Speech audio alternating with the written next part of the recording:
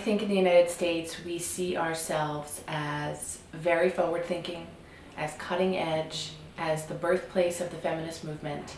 So when we take a hard look at gender equity, at the roles we're still asking women to play, the double duty we're still expecting of women, we don't want to talk about the huge disparities. And the biggest one, I think, is political power. That's the place that gets to write the laws, that gets to set the regulation, that gets to put policy in place that then affects the culture, affects how businesses must run. These things were just not top of mind because we already thought we were really great. So telling folks that we are behind 99 other countries in the world around democracy, they don't believe it. The expectation is we're somehow number one, that USA, USA, USA.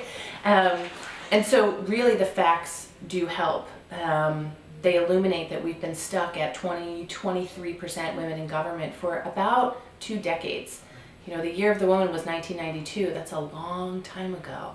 Those kids are graduating high school.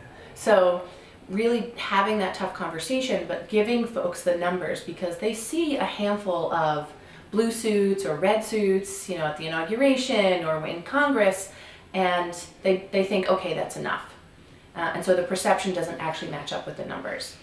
Once elected, we're seeing women put things on the agenda that no one else has even brought up in legislative policy, around pay equity, and making the case that from both a conservative and liberal side, that this is not only just and fair for women, that this is actually good for the economy when women have an extra 30 cents or 50 cents if you're Latina, to pay for things to put back into the neighborhood.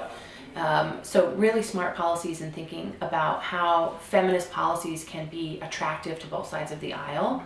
So the power structure is the introduction of new, not necessarily new ideas, but new ways of presenting those ideas.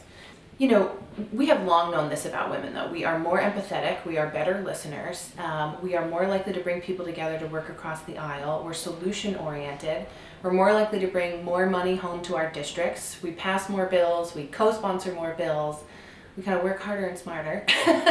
There's less ego involved often, so women get into government. Main reason is to get things done, not so much for the rank or the power. So you're seeing that very much in motion. I don't think that will change, honestly.